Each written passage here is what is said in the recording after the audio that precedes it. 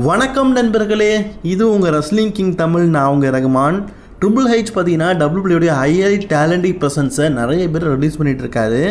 அதே மாதிரி Prague லெஸ்னருடைய upcoming opponents யார் அப்படிங்கிறத பற்றி நம்ம இன்றைக்கி வீடியோவை பார்க்க போகிறோம்.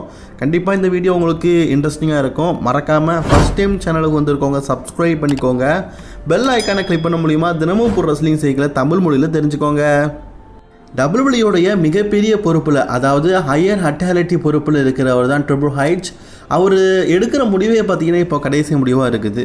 டபிள்யூபிள்யூடைய ரெஸ்லர்ஸோடைய கான்ட்ராக்டை பற்றியும் அவங்க வேணுமா வேண்டாமா அப்படிங்கிறத பற்றியும் முடிவு அப்படிங்கிறது ட்ரிபிள் ஹெச் கிட்ட தான் இருக்குது. இப்போது ட்ரிபிள் ஹெச் பார்த்தீங்கன்னா சமீபத்தில் 2 ஹையர் ஹட்டாலிட்டியை பார்த்தீங்கன்னா டபிள்யூ விட்டு போகலாம் அப்படின்னு சொல்லிட்டு முடிவு பண்ணியிருக்காரு. ஆக்சுவலி அதுக்கான காரணம் என்னென்னு கேட்டிங்கன்னா, ஒன்று அவங்கள ஏஐ ரெஸ்லிங் கம்பெனிலேருந்து எடுத்தாங்க. ஏஐடபிள்யூ ரெஸ்லிங் கம்பெனிலேருந்து எடுக்கும்போது நல்லா வாய்ப்பு கொடுக்குறேன்னு சொன்னாங்க. ஆனால் டபிள்யூபிள்யூ வந்து அதை நிறைவேற்ற முடியலை. அதில் ஃபஸ்ட்டு ஒருத்தர் ட்ராகன் லீ. இவரை அதர் ரெஸ்லிங் கம்பெனியில் எப்படி கூப்பிடுவாங்க தெரியுமா? கரண்ட் ரேமஸ் ஸ்டுடியோன்னு சொல்லுவாங்க. அந்தளவுக்கு பார்த்தீங்கன்னா பெரிய டேலண்ட் உடையவர். ஆனால் இவருக்கு அப்புறமா வந்த பெண்டாக்கு ஒரு நல்ல வாய்ப்பு கிடச்சிது, ரசிகர்கள் மத்தியில் வரவேற்பு இருக்குன்னு. ஆக்சுவலி ஒரு ஃபியூச்சர் ரேமஸ் ஸ்டுடியோ சொல்ல காரணம், அப்படியே ரேமஸ் ஸ்டுடியோ மாஸ் மாதிரி தான் இருக்கும். ரேமஸ் ஸ்டுடியோட ஹைட்டு ரேமஸ் ஸ்டுடியோ மாதிரி தான் சண்டை போடுவார். ஸோ அதனால் இவரை ரேமஸ் ஸ்டுடியோ அப்படின்னு சொல்லிட்டு பல பேரும் கூப்பிடுவாங்க. ஆனால் டபிள்யூபிள்யூ வந்து இவர் அதிகமாக யூஸ் பண்ணலை.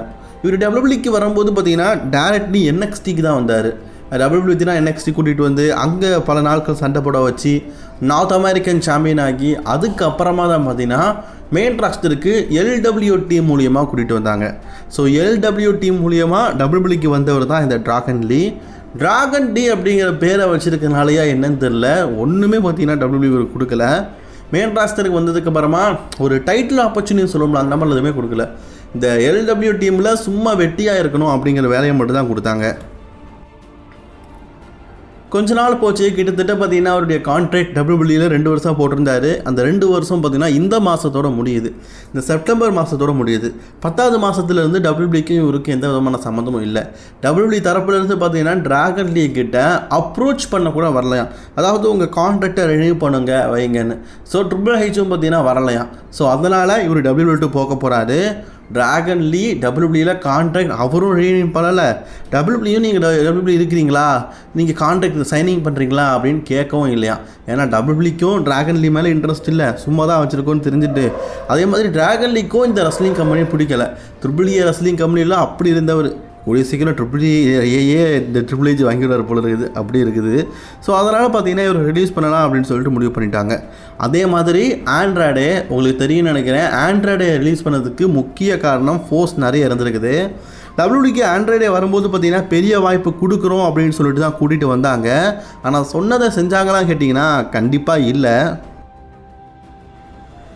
ஆண்ட்ராய்டையை சமீபத்தில் நல்லா தாங்க வச்சுருந்தாங்க. ஆண்ட்ராய்டே ஃபினிக்ஸ் ஒரு டீம் அப் பண்ணி அந்த டீம் வந்து ரசிகர்கள் மத்தியில் ஒரு நல்ல வரவேற்பு தான் பெற்றது. ஏன்னா 2 பேருமே மெக்சிகன்ஸ், அதனால் பார்த்தீங்கன்னா இந்த டீம் வந்து ஃபேன்ஸ் மத்தியில் நல்ல ஒரு வரவேற்பு கிடச்சிது. ஆனால் ஆண்ட்ராய்டே பார்த்தீங்கன்னா டபிள்யூபிள்யூ இந்த வாரம் ஸ்மாக்டவுனை கூட்டு வரல, அவர் அலுமினி செக்ஷனில் போட்டுட்டாங்க. அந்த அலுமினி செக்ஷனில் போட்டாலே அவங்கள டபிள்யூபிள்யூ விட்டு ரிலீஸ் பண்ணிட்டாங்கன்னு அர்த்தம். இதுக்கு பெரிய பின்புலமாக இருக்கிறது ஷார்லட் ஃப்ளேர் அப்படிங்கிற மாதிரி சொல்லப்படுது. ஆக்சுவலி ஷார்லட் ஃப்ளேர் தான் பார்த்தீங்கன்னா டபிள்யூபிள்யூக்கு ஆண்ட்ராய்டையே திருப்பி கூட்டிகிட்டு வந்தாங்க.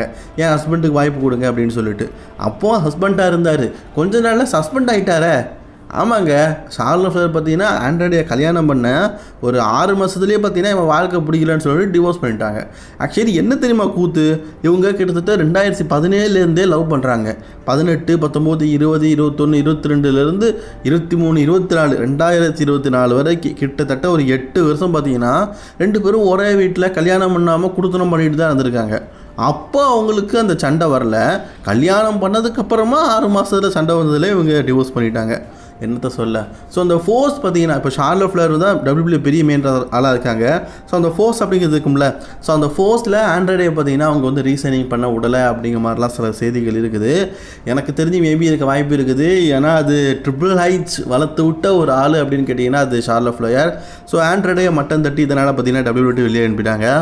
ஆண்ட்ராய்டே 2022 ராயல் ரம்புக்கு ரிட்டர்ன் ஆகும்போது அவ்வளோ ஃபோர்ஸிங்காக அப்படி இருந்தாருங்க. உண்மையிலேயே சொல்லணும்னா அந்த ரிட்டர்ன்ஸ் வந்து வேறு லெவலில் இருந்தது. அது 2023 தானே. ஆனால் இப்போ பார்க்கும்போது உண்மையிலேயே பரிதாபமாக இருக்குது. டபிள்யூபிள்யூக்கு வா உனக்கு நல்லா வாய்ப்பு தாரேன்னு சொல்லி கூட்டிகிட்டு வந்து கடைசியில் வச்சு செஞ்சுட்டாங்க பார்த்தீங்களா. அடுத்த செய்தி நம்ம எதை பற்றி பார்க்க போகிறோம்னா ப்ராக் லெஸ்னரை பற்றி தான். இப்போ கரண்ட்லி ப்ராக் லெஸ்னர் பார்த்தீங்கன்னா ஜான் சீனா கூட தான் ஸ்டோரி லைன் போயிட்டு இருக்காரு. ஜான் சீனாவுக்கும் ப்ராக் லெஸ்னருக்குமான கடைசி மேட்ச் ரசல் பிளாஸா அப்படிங்கிற மாதிரி தான் சொல்கிறாங்க. மேபி இந்த மேட்ச் கடைசி மேட்சாக கூட இருக்கலாம். சரி, அது நல்லது கவுன் வரைக்கும் இந்த ஸ்டோரி லைனை கூட இருக்கா டெவலப் பண்ணலாம். சரி, இதுக்கப்புறமா ப்ராக் லெஸ்னருடைய ஃபியூச்சர் ஆப்பனன்ஸ் யார் அப்படின்னு சொல்லும்போது ஒரு சில பேர் வந்து அடிபட்டிருக்குது. அதில் நம்ம ஃபஸ்ட்டு பார்க்க போகிறது வைப்பர் ராண்டி ஆர்டன். ராண்டி ஆர்டனுக்கும் ப்ராக் லெஸ்னருக்கும் பார்த்தீங்கன்னா நீண்ட நாளாகவே பார்த்தீங்கன்னா தீர்க்கப்படாத ஒரு கணக்கு அப்படிங்கிறது ரொம்ப பெண்டிங்லேயே இருக்குது. இப்போ ப்ராக் லெஸ்னர் ரிட்டர்ன் ஆகிட்டாரா? ஏன்னா ப்ராக் லெஸ்னர் இன்னும் எவ்வளோ நாள் டபிள்யூ இருப்பாருன்னு தெரியாது. இருக்கிறதுக்குள்ளே அவருக்கான நல்ல மேட்ச் அதை வச்சு முடிச்சிடலாம் அப்படின்னு சொல்லிட்டு பிளானில் இருக்காங்க. அந்த வகையில் பார்த்தீங்கன்னா ப்ராக் லெஸ்னர் வெர்சஸ் ராண்டி ஆர்டன் இந்த மேட்ச் ஆல்ரெடி நடந்து உங்களுக்கு தெரியும் நினைக்கிறேன். சம்மர் ஸ்லாமில் அப்படியே பாதிலேயே நிப்பாட்டப்பட்ட ஒரு மேட்ச்சு. இப்போ அந்த மேட்சோடைய ரெடி மேட்ச் பார்த்தீங்கன்னா நடந்தால் நல்லா தான் இருக்கும். அண்ட் ராண்டி ஆர்டனும் பார்த்தீங்கன்னா இன்னும் ஒரு சில வருடம் ரிட்டையர்மெண்ட் ஆயிடுவார். ப்ராகும் ரிட்டையர்மெண்ட் ஆயிடுவார். இவங்க 2 பேருக்கும் ஒரு மேட்ச் அப்படிங்கும்போது கண்டிப்பாக பார்த்தீங்கன்னா ரசிகர்கள் மத்தியில் ஒரு பெரிய வரவேற்பு கிடைக்கும். சர்வே சீரிஸ், ராயல் ரம்போ, ரசல்மனியா அப்படிங்கிற ஒரு பெரிய பீப்புளில் இவங்களுக்கு ஒரு மேட்ச் வைக்கலாம். கண்டிப்பாக மக்கள் மத்தியில் ஒரு பெரிய வரவேற்பு கிடைக்கும். அண்ட் அனதர் டைம் நம்ம ப்ராக் லெஸ்னருடைய அடுத்த ஆப்பனண்ட் அப்படின்னு சொல்லி பார்க்கும்போது நான் அமெரிக்கன் நைட்மேர் கோடி ரோட்ஸுக்கும் ப்ராக் லெஸ்னருக்கும் மேட்ச் நடக்க வாய்ப்பு இருக்குன்னு சொல்லுவேன். ஆக்சுவலி உங்களுக்கு தெரியும் நினைக்கிறேன், இவங்க 2 பேருக்குமே பார்த்தீங்கன்னா பழைய ஃபியூடு நிறைய இருக்குது. குறிப்பாக சொல்லணும்னா ப்ராக் லெஸ்னர் WWD போகும்போது கடைசியாக கோடி ரோட்ஸ் கூட தான் ஒரு ஃபியூட் போனார். அதில் தோற்று போயிட்டார் ப்ராக் லெஸ்னர். தோற்றதுக்கப்புறமா அப்படியே கையை தூக்கிட்டு போனவர் தான். அதுக்கப்புறமா WWE பக்கம் வரவே இல்லை. இப்போ ப்ராக் லெஸ்னர் ஒருவேளை டைட்டில் வேணும் அப்படின்னு சொல்லிட்டு டைட்டில் மோதினார்னா டைட்டில் பக்கம் வந்தாலும் சரி அல்லது கோடி ரோட்ஸை பழிவாங்க வந்தாலும் சரி 2 வகையிலையும் கோடி roads versus Prague Lesnar match நடக்க பாசிபிலிட்டி அதிகமாக இருக்குது. WWEக்கு இந்த வருஷம் ரசல்மனியாவில் பார்த்தீங்கன்னா பெரிய மேட்ச் டைட்டில் மேட்ச் அப்படின்னு சொல்லிட்டு கோடி ரோட்ஸுக்கு ஆப்போனண்ட் யாருமே இல்லை. பட் ஆனால் இப்போ ப்ராக் லெஸ்னர் இருக்கிறதுனால ப்ராக் வெர்சஸ் கோடி ரோட்ஸ்க்கான ஹேப்பனிங் இப்போ ரொம்பவே அதிகமாக இருக்குது. ஆல்ரெடி சம்மர் ஸ்லாமில் பார்த்தீங்கன்னா ப்ராக் லெஸ்னருடைய டவுசரியே கிழிச்சு விட்டுட்டார் கோடி ரோட்ஸு. இவங்களுக்குள்ள அகெயின் ஒரு மேட்ச் வந்துச்சா கண்டிப்பாக பார்த்தீங்கன்னா நல்லாயிருக்கும், இன்ட்ரெஸ்டிங்காகவும் இருக்கும். ஃபேன்ஸ் மத்தியில் இந்த மேட்ச் பார்த்தீங்கன்னா ஒரு பெரிய எதிர்பார்ப்பில் இருக்குது. அடுத்த மேட்ச் எதை பற்றி பார்க்க போகிறோம்னா Prague Lesnar versus Gunder. Currently ஒரு ட்ரீம் மேட்ச் பாபி லாஸ்லி இருக்கும்போது பாபி லாஸ்லி வெர்சஸ் ப்ராக் லெஸ்னர் அப்படிங்கிற ஒரு ட்ரீம் மேட்ச் ரசிகர்கள் மத்தியில் இருந்தல. அதே மாதிரி கரண்ட்லி ஒரு ட்ரீம் மேட்ச் அப்படின்னு கேட்டால் இந்த குந்தர் வெர்சஸ் ப்ராக் லெஸ்னர். இந்த வேர்ல்டு ஹெவிவெயிட் சாம்பியன்ஷிப் மேட்சுக்காக தான் ரசிகர்கள் பலரும் பார்த்தீங்கன்னா காத்துட்டு இருக்காங்க. ஈவன் இந்த மேட்ச் வந்து பெரிய ஹைப்பில் இருக்குது. கண்டிப்பாக இந்த மேட்ச் வந்து நடக்கிறதுக்கான பாசிபிலிட்டி ரொம்ப ரொம்ப ரொம்ப அதிகமாக இருக்குது.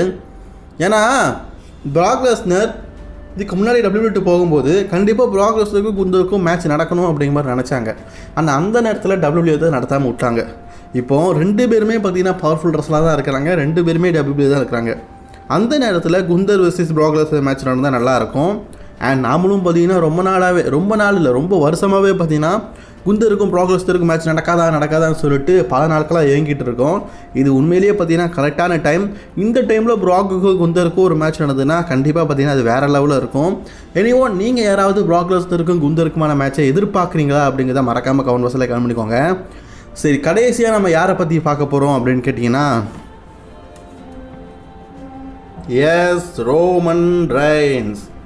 ரோமன் ரெயின்ஸ்க்கும் பார்த்தீங்கன்னா ஆல்ரெடி ப்ராக் லெஸ்னர் கூட ஒரு மேட்ச் இருந்துருக்குது. ஆனால் கடைசியாக ப்ராக் லெஸ்னர் மோதும்போது ப்ராக் வந்து ஒரு ஹீலாகவும் அப்புறம் ரோமன் ரெயின்ஸ் வந்து ஒரு ஃபேஸாகவும் இருந்தது. அதே மாதிரி போன கடைசி ஃபியூட்டில் பார்த்தீங்கன்னா ப்ராக் லெஸ்னர் வந்து ஒரு ஃபேஸாகவும் ரோமன் ஒரு ஹீலாகவும் இருந்தது. இப்போ மீண்டும் பழையபடி பார்த்தீங்கன்னா மாறி இருக்குது. ப்ராக் லெஸ்னர் ஒரு ஹீல் கேரக்டராக இருக்கார், ரோமன் ரெயின்ஸ் ஒரு ஃபேஸ் கேரக்டராக இருக்கார். இதுக்கு முன்னாடி மோதி தோக்கடிக்க முடியாத ரோமன் ரெயின்ஸை தோக்கடிக்கிறதுக்கான ஒரு அரிய வாய்ப்பு பார்த்தீங்கன்னா இப்போ ப்ராக் லெஸ்னர் கிடச்சிருக்குது. So Brock Lesnar versus Roman Reigns இந்த மேட்ச் நடந்தால் கூட நல்லா இருக்கும். ஆல்ரெடி பல நடந்து ரசிகர்கள் மத்தியில் நல்ல வரவேற்பப்பட்டிருக்குது. மீண்டும் ஒன் மோர் டைம் நீங்கள் யாராவது பார்க்கறதுக்கு ரெடியாக இருக்கிறீங்களா அப்படிங்கிறத மறக்காமல் கமெண்ட் பாக்ஸில் கமெண்ட் பண்ணிக்கோங்க. ஓகே, இன்றைக்கான ரஸ்லிங் செய்திகளோட தான் பிடிச்சிருந்தா லைக் ஷேர் கமெண்ட் பண்ணிக்கோங்க. மோர் வீடியோஸ் பார்க்கறதுக்கு subscribe to wrestling king Tamil.